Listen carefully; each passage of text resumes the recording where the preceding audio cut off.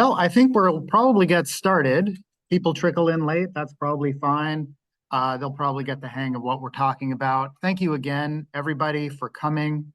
My name is Eric Anderson. I'm Advanced Planning Manager for the city, and I'm managing this R3 Zoning District Update project. Before we start, we do have interpretation, and I'd like to give our interpreters an opportunity to instruct anybody who might be on Zoom how to join the interpretation option in Zoom. So, Ana, go ahead, please. Muchas gracias a todos por asistir esta noche. Esta tarde tendremos una presentación y una discusión acerca de la actualización de la zonificación R3. Si a usted le gustaría escuchar la presentación en español, por favor, miren la parte inferior de su pantalla y seleccione el idioma español. Gracias. And Ivy, thank you. 晚上好，欢迎参加今晚的R3华区的会议。那么今天晚上我们会提供中文的实时翻译。如果你想收听中文实时翻译的话，一会儿可以有一个地球仪的图标，您可以点击那个图标，然后选择 Chinese， 就可以听到中文的翻译。谢谢。Thank you all very much. And let's wait a minute as they get into the interpretation rooms.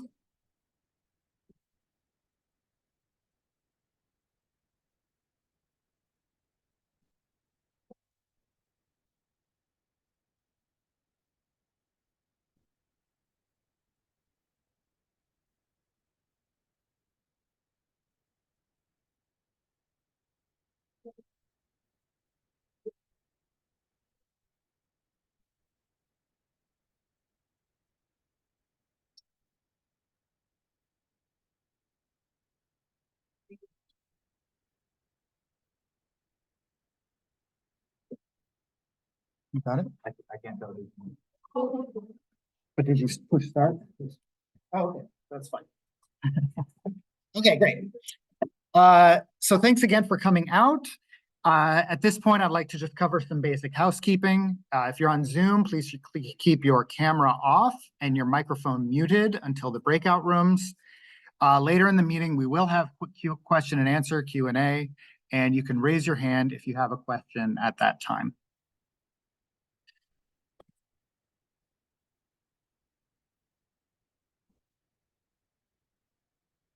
So the city has been working on these R3 zoning district updates since about 2020. The last time it went to the city council was in April 2021. Since then, we've conducted some additional outreach, but otherwise the project has not moved forward significantly. Concurrently, the city has been working on displacement response policies. One reason the project was delayed was because we wanted to make sure the R3 project's direction was consistent with the council's goals regarding displacement. I will talk more about displacement response later in this presentation. The purpose of this workshop is to hear from renters in the R3 zone.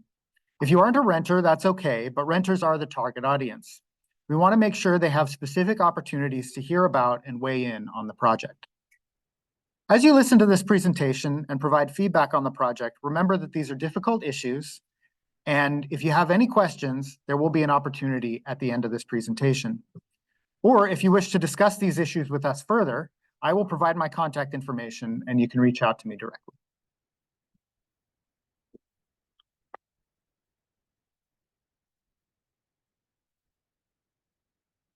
So let's start with a quick poll for the Zoom folks. Those of you in person hopefully already answered this when you signed in. The first question is, what is your relationship to the R3 zoning district? Are you a renter, a homeowner in or near the zoning district, a property owner, other Mountain View resident, or other declined estate?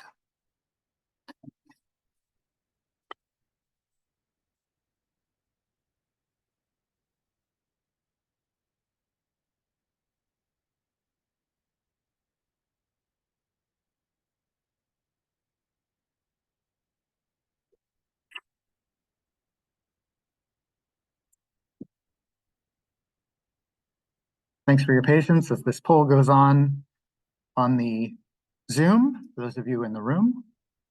And we'll wait another minute or so. A few people are still answering the question.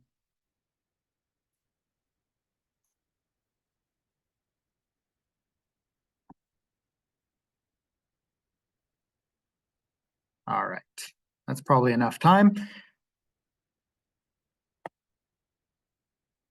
And it looks like about, well, you can't see this in the room, but about 42% of the people online are renters, about 25% are homeowners, and about 25% said declined to state. The remainder were other Mountain View residents.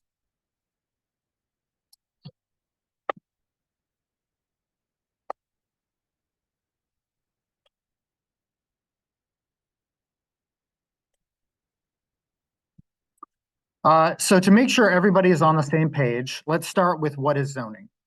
Local governments set rules for what can be built and how buildings can be used. This is called zoning. Some examples of zoning in Mountain View are shown here. For example, R1 allows single-family homes, R3 allows apartments and row homes, CN allows shops that serve the neighborhood, such as grocery stores, and ML allows offices and research and development. Associated with each zoning district or development standards, these include heights. For example, the R3 building is 3 stories, the R1 buildings are only 2 stories, and the CN building is only 1 story. Setbacks, this is the distance between buildings and between buildings in the street. For example, the ML and R3 buildings have larger setbacks, while the R1 building has smaller setbacks. Parking, for example, the CN buildings require a lot of parking, while the other buildings don't require quite so much. The zoning sets maximums or the minimums for these and other building characteristics. For example, maximum heights, minimum setbacks, minimum parking. Property owners can always decide what to do and when to do it. The government only sets the limits, the minimums and maximums on what they can do.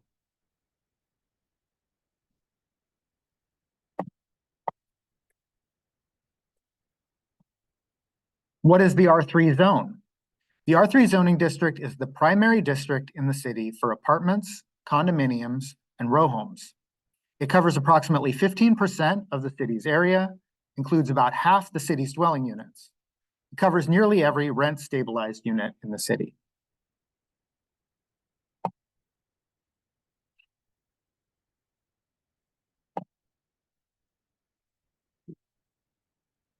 There are several main types of housing in the R3 zone. Apartments, most of these are older apartment buildings covered by the city's rent stabilization ordinance, and these cover most of the area in the R3 zone.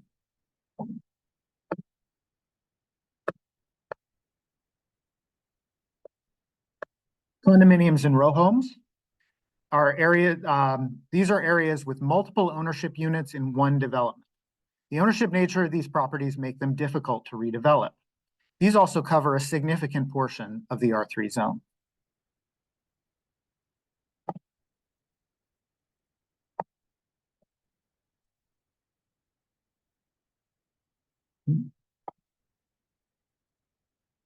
There we go.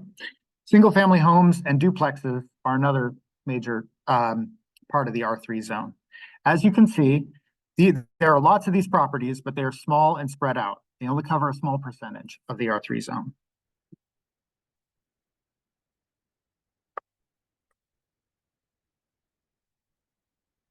So why update the R3 zone? There have been lots of row home developments over the last 10 to 15 years in R3, and not very many projects of other types. In general, these projects result in few expensive units that don't help lower housing costs.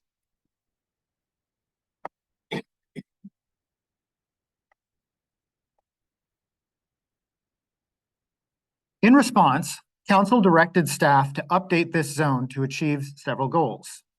Encourage more affordable unit types, like stacked apartments and condominiums. Improve development design by adopting design standards. Improve how projects are reviewed so it's easier for staff to require better design and other goals. And state law has been changing a lot recently, and many new laws affect the R3 zone.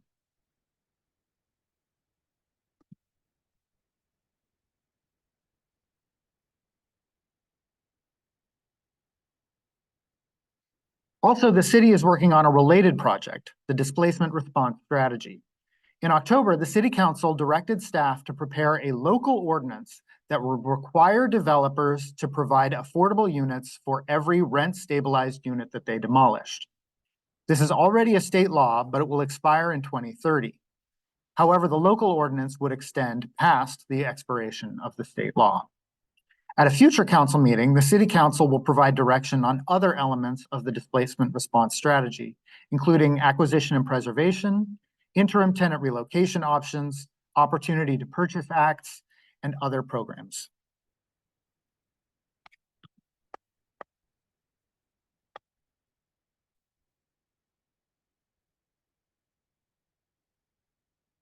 And so what have we heard so far? We've done a lot of outreach, and here are some major themes. Some people want more housing and others are more cautious about growth. Many people want to ensure that infrastructure, parks, and schools can support growth. Some want to create better access to retail, services, and amenities. Some want us to focus housing near transit. Consider mobility and streetscapes when you're designing new projects. Protect privacy and greenery when you're designing new projects. Some want lower parking requirements, but others want to minimize neighborhood parking impacts or ensure that people have parking available at their development. We've heard that we want to make sure that we're reflecting everyone's opinions and that we're not hiding downsides or risks or concerns.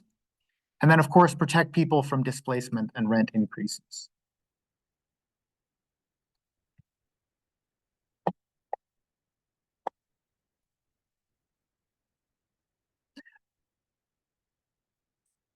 There are several challenges that we have to address with the R3 zoning update. Let's see. There we go. Sorry, a little error. One question for tonight's workshop is about identifying challenges and opportunities in the R3 zone. Here are some examples of challenges that the R3 zoning district update might focus on. For example, housing costs, redevelopment and displacement, existing neighborhood character, privacy, new state laws, and so on. We would love to hear if you agree with these challenges, if you disagree with any of them, or if there are any other challenges you want us to look at. These issues will help direct how we update the R3 zone.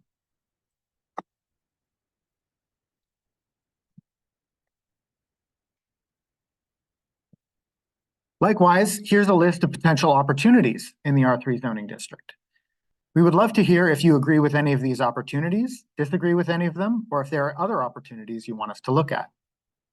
For example, increasing supply, lowering development costs, providing small business opportunities, or improving the walking and biking environment.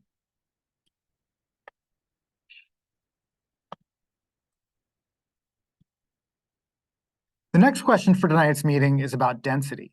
The city sets limits on how many units can be built on a particular property, and this is called density. Density can affect the size of buildings, neighborhood character, or demand for city and other public services. It can also affect development feasibility. In other words, how likely a developer will want to pursue a development project. Fundamentally, though, density determines the opportunity for housing supply in the city. So if you're interested in creating additional housing, densities would likely need to increase. These photos show increasing densities in the city and their resulting change in character. For example, from one-story duplexes to small two-story apartments to three-story, four-story, and larger buildings.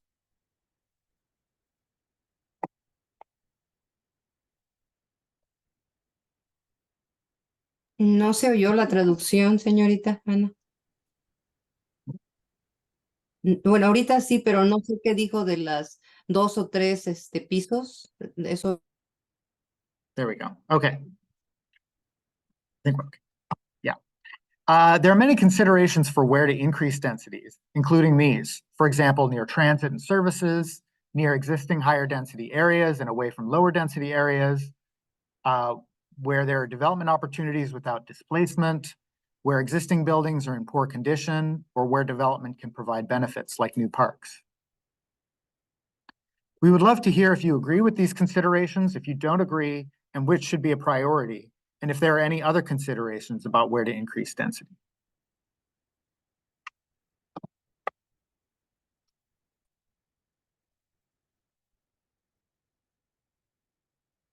There's been a lot of interest in allowing small business spaces in the R3 zoning district.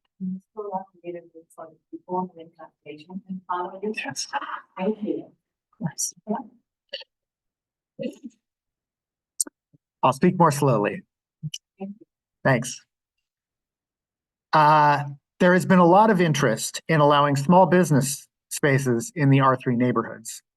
The next question for tonight's meeting is about that. For example, a new building could have a small restaurant or cafe, a small retail business like a convenience store, a small personal service business like a hair or nail salon, or a small office like a tax preparer that fronts on the street. This could provide live-work opportunities for the resident, and it could help make more goods and services available to the surrounding neighborhood. Here are some examples of small businesses in residential areas.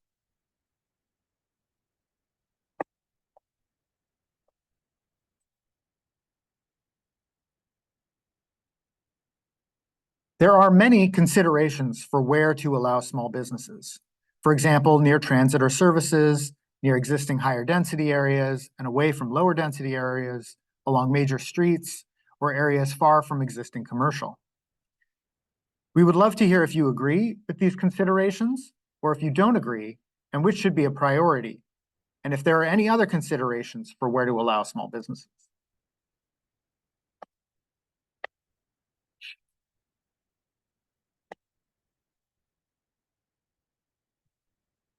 In conclusion, tonight we would love to hear from you on these three questions.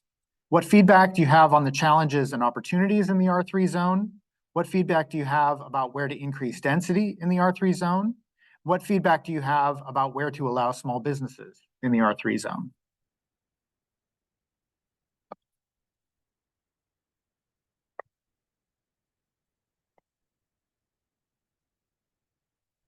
After tonight's meeting, we're tentatively scheduled to go to the Environmental Planning Commission and City Council. We'll share the results of this meeting with them, and the City Council will provide further direction on the project. After that, we will continue to develop the updates to the R3 zone with the target adoption date by the end of 2025.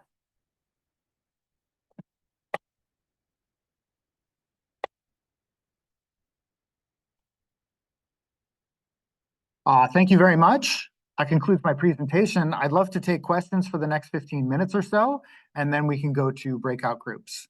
So I'll start maybe in the room. There are a few people here in the room, and I'll see if you have any questions.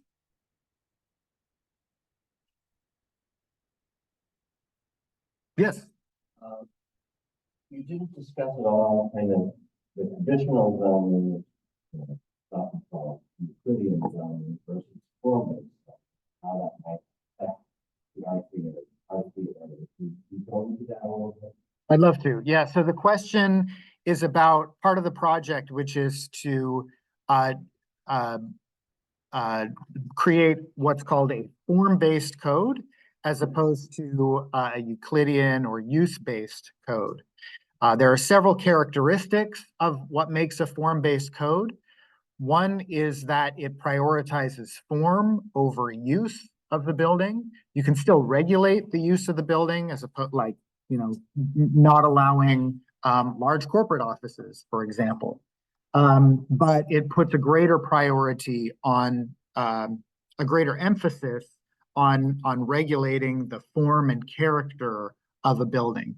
And in doing so, it creates additional opportunities to have more direction in the zoning code about how buildings can better integrate with their existing neighborhoods. For example, by including characteristics that are prevalent in the existing neighborhood or that the community wants to include on new buildings.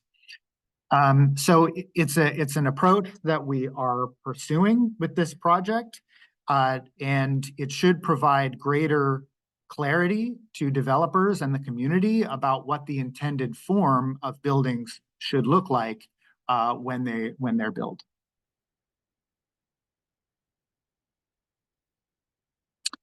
Any other questions in the room?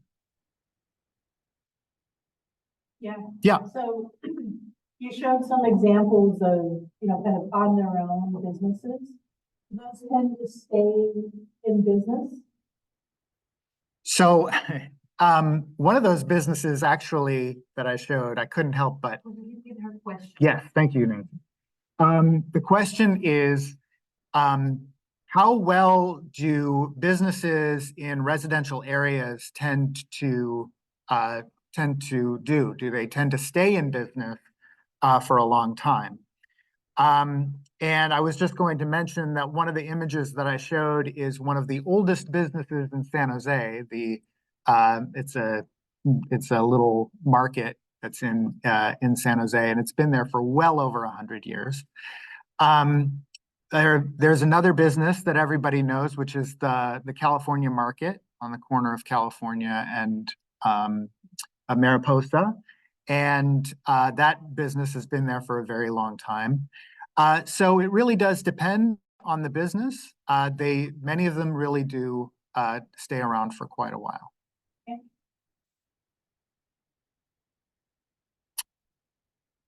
Any more questions? Ya, yo Yeah. tengo una pregunta, tengo mi mano levantada, no sé si se alcanza a ver. Señorita Ana.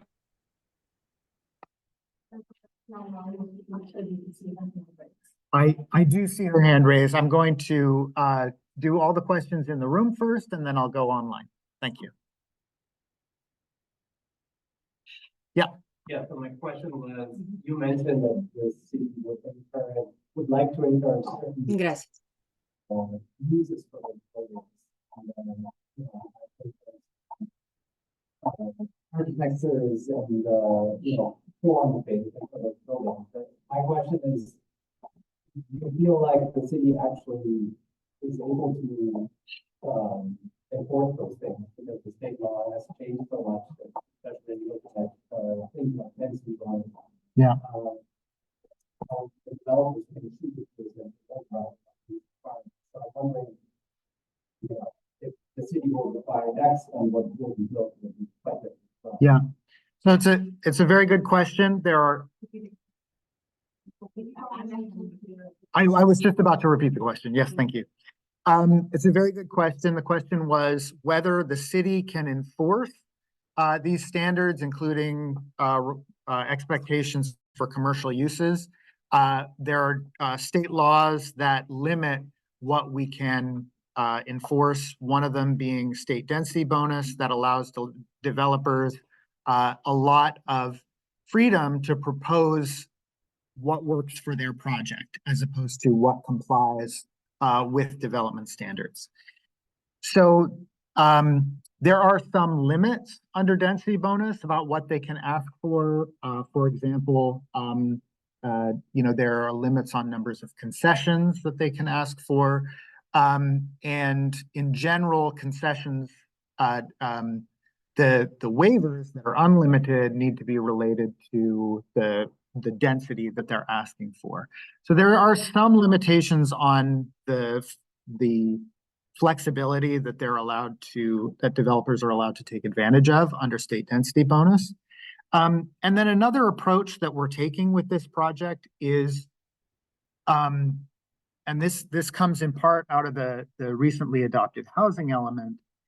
If the development standards are defined with enough capacity included within them, that is, if they're not constraining what can be built under the allowed density, then a developer is less likely to need to take advantage of those waivers and exceptions that are in the state density bonus law.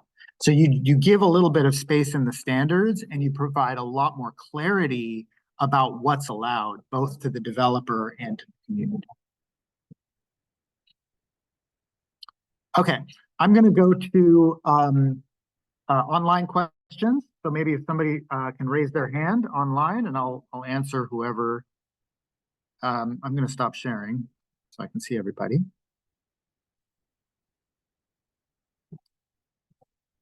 Anybody online? Thought there was somebody. Okay, okay, go ahead.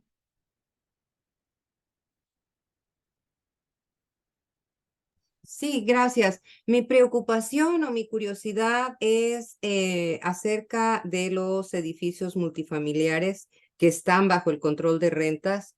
So, cuando se cambie de zona, ¿las nuevas construcciones van a estar también dentro de la control de rentas o qué va a pasar con esto? ¿Van a desaparecer?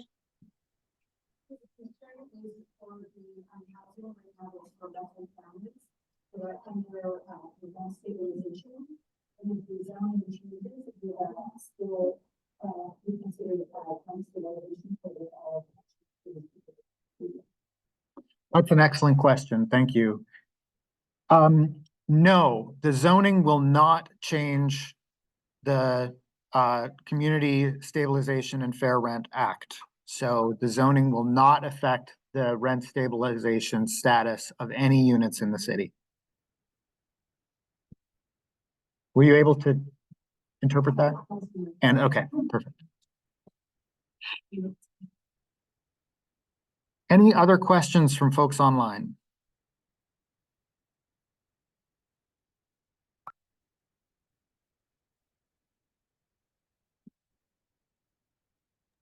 Bueno, si puedo preguntar entonces nuevamente, ¿cuál sería entonces la finalidad de cambiar o de adecuar la zona R3? ¿Tener más densidad o cuál sería? So she's just asking, then what is the final result of this, of the zoning update? Is it just to be able to have density? Right, so that's, I described the goals of the project earlier. One of the results could be to allow more density, although that is certainly still up to the city to decide whether the city council wants to add more density. So that could be a result. Other results could be to encourage more development on smaller or underutilized parcels, for example, where there are single-family homes. Other results could include more flexibility to allow commercial uses, maybe even within existing buildings, or small modifications to projects to allow those commercial uses in existing developments.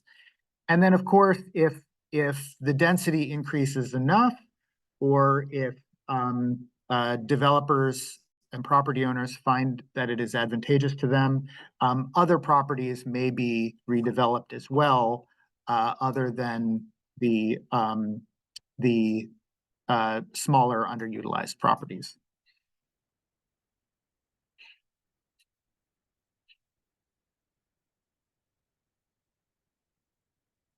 Okay, James? Yeah, I was curious with regards to businesses. Do we have what do we know currently about how successful businesses have been in existing mixed-use developments in Mountain View, or have there just not been enough mixed-use, newer mixed-use developments to give a good understanding of that? Yeah, that's an excellent question. I think everybody heard, right? Yeah. So we are certainly the mixed-use developments that we've had in Mountain View have tended to be in locations where there was a lot of confidence that the commercial uses would be successful. For example, in the San Antonio area, or near Castro Street, on El Camino. So places with high visibility, plenty of parking, all those characteristics that tend to support successful commercial uses. We have not had very many projects that have had commercial uses in residential areas. So we would have to pull from the successes and opportunities in other cities. Although part of it too is, and this is certainly an option for council to consider, is whether it's optional to provide those commercial uses or whether it's required. And so if it's optional, then developers would be taking on that risk rather than the city requiring it from residential developers.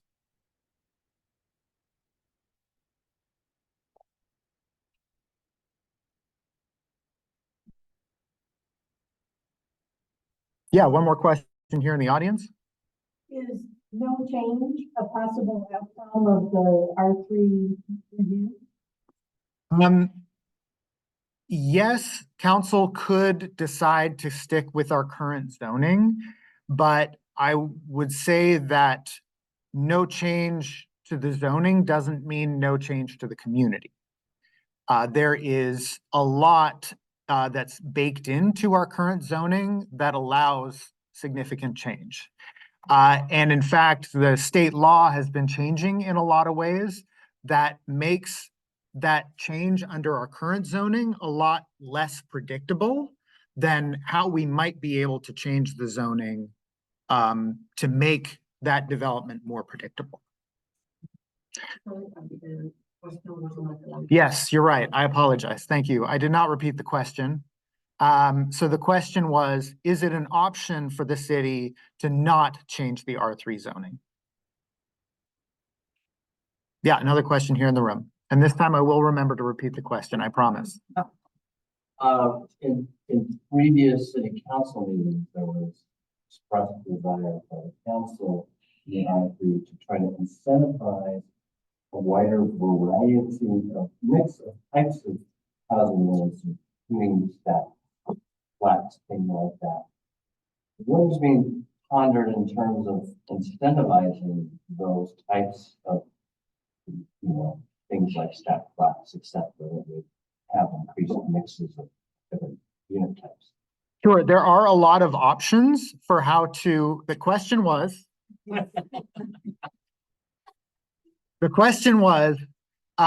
one of the goals of the project is to encourage stacked flats, or as an example of diverse unit type that we haven't seen a lot of built in the city.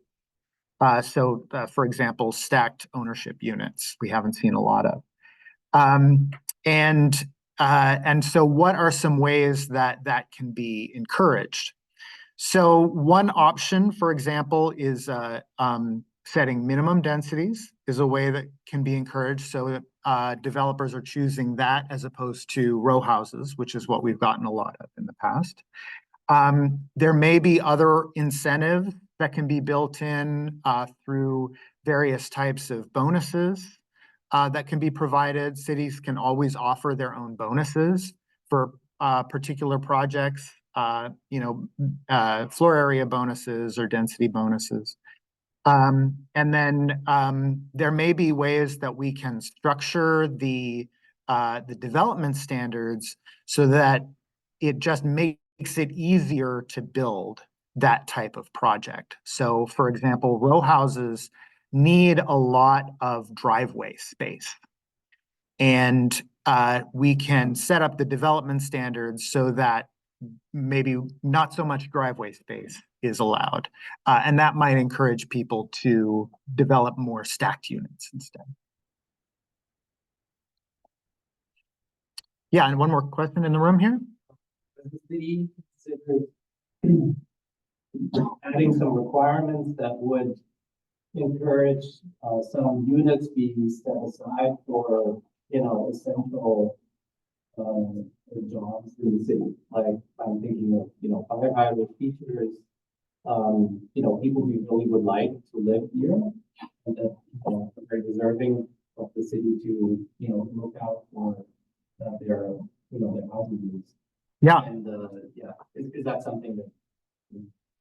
So the question was about whether we have programs to set aside units for teachers or other workers that are needed in the community.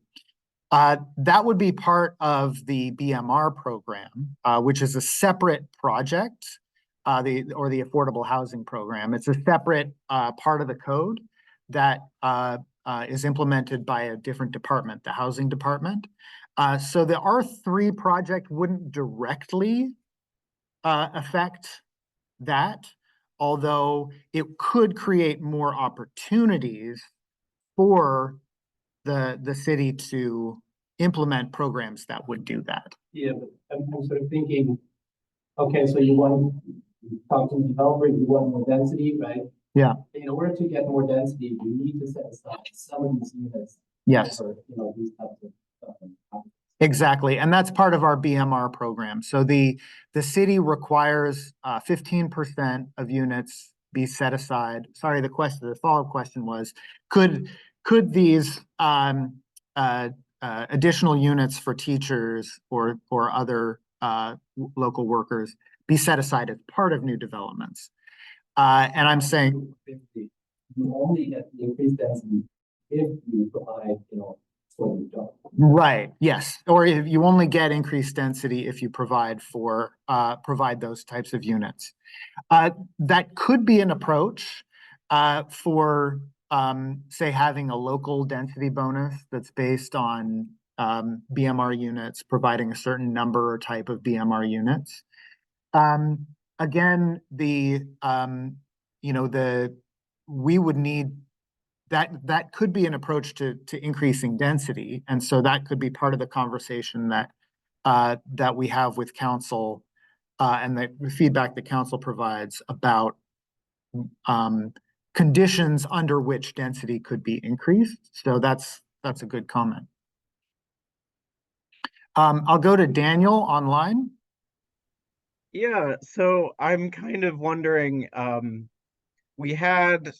there were a bunch of sort of community meetings about R3, I think last year and the year before, and I'm just kind of wondering, is it the hope that there's going to be different questions and different feedback this time around, or is it more a different audience that you're trying to capture? What is the goal of these workshops as opposed to those previous ones? So the workshops in 2022, we had a lot of input from property owners in R3, and we wanted to make sure that we were reaching renters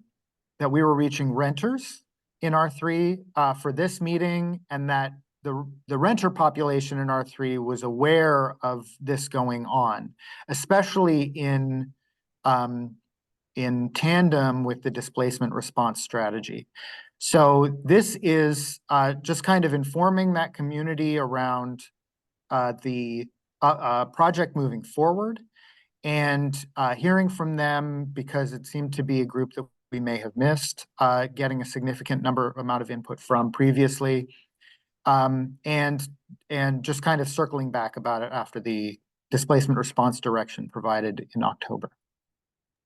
All right, thanks. Yes, another question in the room. I was wondering if there's any consideration when we're selecting the type of everything that has in the building. So how the needs of the family will change over time. So the family may grow and have children.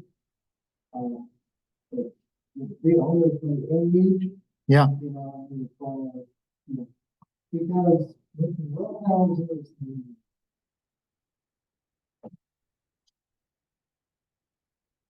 every function, the importance of the building is Right. Yeah. Yeah. So,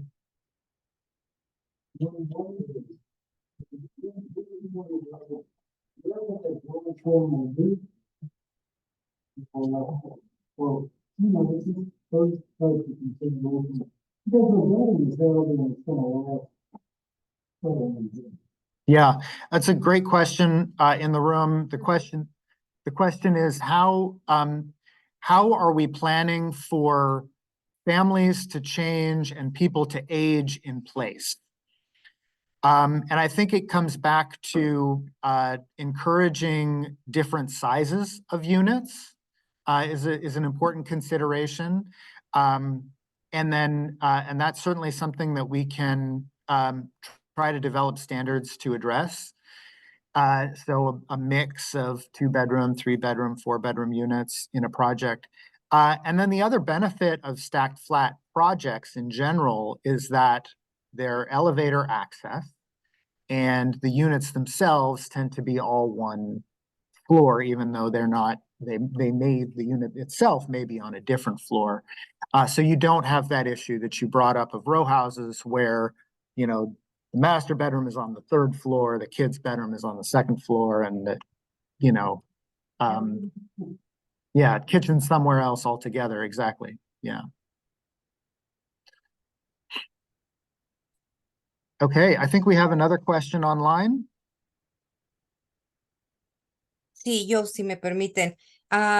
Sería interesante también oportuno aprovechar esta oportunidad, incluyendo también revisiones de las condiciones de vivienda, sobre todo en edificios o en unidades que están bajo el control de rentas, si es que cumplen con los códigos de seguridad. Sobre todo en la cuestión de que estamos en una zona sísmica y muchas veces hace falta como retrofit las unidades. No sé si eso también pueda ser incluido como parte esencial de esta conversación o de estos planes. Her question is, would this be a good opportunity while, we're looking at the, R3 zoning to also look at the older buildings that may need to be, updated, retrofitted, whether it be for security issues, as well as being in the earthquake zone, making sure that it's all up to date. And, will that be also part of this whole update? So that's an excellent question. Whether a property owner decides to update their property and maintain it and, make structural modifications to it is up to the property owner. It is not up to the city. What the city can do is get out of the way. There may be things that, there may be zoning constraints to some properties being able to do that. And we can use this opportunity to remove some of those zoning constraints. So that's maybe one opportunity. There may be other opportunities that we can take advantage of, knowing that there are, and we do know that there are a lot of properties that are in need of maintenance, are in need of improvement for safety and retrofitting out there. And we are considering that in this project. Yes. Has council indicated a max number of stories that they're interested in allowing in R3? So the question was, has council indicated a maximum number of stories or a maximum height that they are interested in for R3? No, council hasn't. That's one question that we want to make sure that we bring to them in February.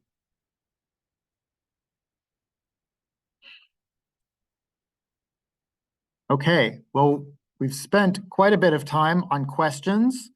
I do see another question in the Q&A from about 10 minutes ago. It says, so each project needs to be reviewed individually, even though it's in the R3 zoning. Is that correct? And yes, that is correct. We do need to review every project to ensure that it complies with the city's standards and policies.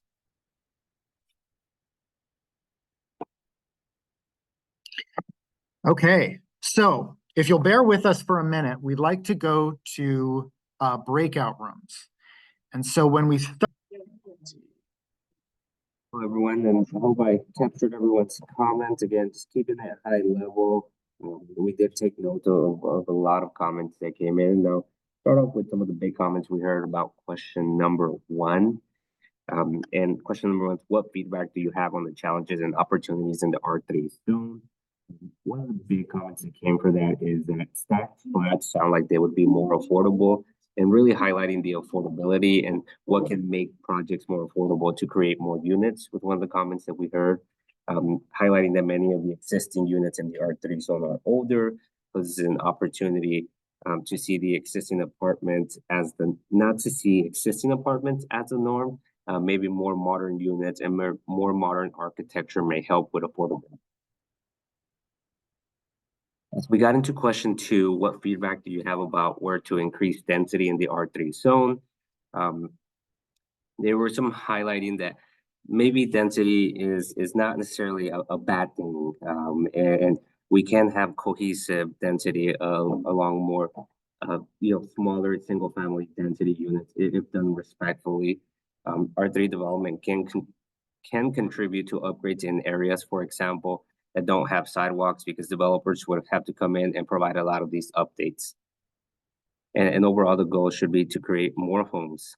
And if they could only choose one area where homes can go into, obviously the San Antonio area may be the most acceptable density, but overall there's competing factors depending on the members of the public providing the input.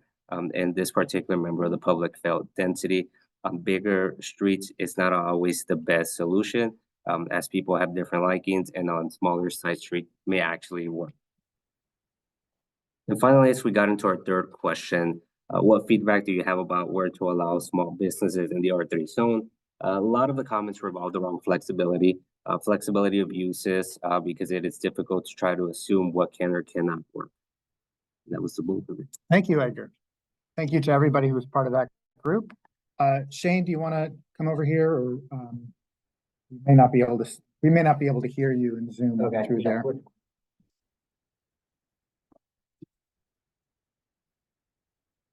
My notes real quick. So hello, everyone. So in response to question one, I would say our group's biggest concern were mostly regarding community character and displacement. Many people were very concerned that this rezoning initiative would create new housing. However, they were worried that existing community members may not be able to afford the new housing and be displaced from the community, and that was definitely a common concern. However, multiple people did appreciate pedestrian and bike access initiatives, as well as efforts for more small businesses, and there was a belief that diversity, the higher density living could facilitate diversity, which is a good thing for the community. And so there was kind of mixed opinions about this, but a lot of emphasis specifically on that displacement concern was the biggest recurring answer that we got. Moving on to question number two, most of the people agreed that that near transit and existing services such as shopping centers, specifically with emphasis on walking distance to these services, and so that was where they wanted to see the increase the most. One of our participants actually supported it everywhere in the city, but also agreed that if we are going to concentrate in one specific area, that it should be around existing services. And in regards to small businesses, we had a fairly overwhelming support for small businesses, with the addendum that the city should be paying attention to appropriate business types. For example, people didn't want to see certain business types near schools or parks. And so there was definitely strong support for small businesses. Oh, and also with the addendum that the small businesses have parking mitigation, as well as no adverse community impacts such as pollutants. So those were concerns, but for the most part, strong support for small businesses in the R3. Great, thanks, Shane. Thank you to everybody in that group. I'll talk a little bit about my group real quick. I think there was a lot of concern about different sources of cost increases in our group. Thank you. A lot of concern about different sources of cost increases in our group. So ways that property owners might ask for more money through utilities, or through other things besides just rents. There was an idea about making additional density contingent on us receiving additional affordable units, or additional units for housing, future housing, or other things that the community needs.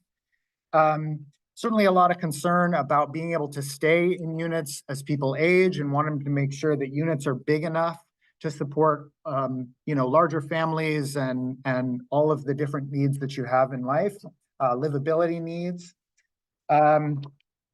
Most of our time, I think, was spent on the opportunities and constraints, but we did focus on putting housing with employment, or in employment areas.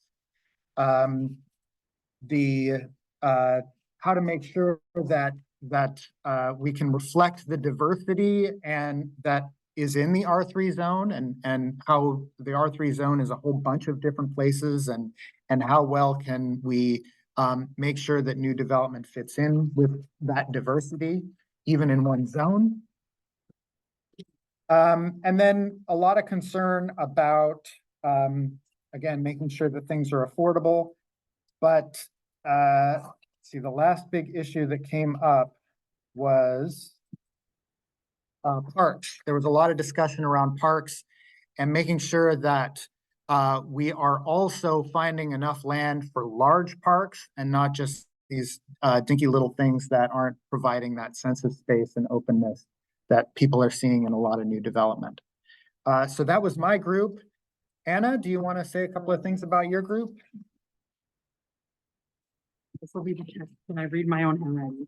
So I think the big, I know, a big topic was around not just maintaining affordability, but also unit size, family unit size. There's a lot of 1-bedrooms and studios, but there's a lot more different family means, a lot of concern around displacement. Definitely, when it came to businesses, it was, there was a lot about ensuring that there's improved pedestrian conditions, especially around lighting with businesses. Let's see. Definitely, there was also a conversation about nonprofits being able to acquire, rehab, and maybe create some more affordable units, and providing relocation assistance. A lot of conversation around public parks being offered as well. And so there was also a lot of conversation as it relates to businesses and maybe being creative around the design, where parking is located, you know, to still allow for welcoming areas for everybody to kind of come together in front of those businesses was our last big topic. Great. Thank you so much, Anna, and thank you so much to that group. Again, thank you all to everybody who came out tonight. You know, we're still very, you know, we're still in the middle of this process. There's still a lot of discussion and decision-making that we have yet to make. As I said, you know, our target is to get this done in 2025. So I hope you can stay involved in this process, and hope to continue to hear from you all as we're developing standards and talking to council. And you know, our goal is to get this to council in February. So hope to see you there as well. So thanks again, and this is it. If I may Yeah. interject, just to express appreciation to the staff who organized and facilitated this event. We have staff from planning, housing, and the multicultural engagement program. Thank you very much for helping with the people. Yeah, and so that was Council Member Lucas Ramirez, who was thanking staff for anybody on Zoom who couldn't hear him. So thank you, Council Member Ramirez for coming and that support. Thank you. And Council Member Ramos is also here. All right. Have a good night, everyone.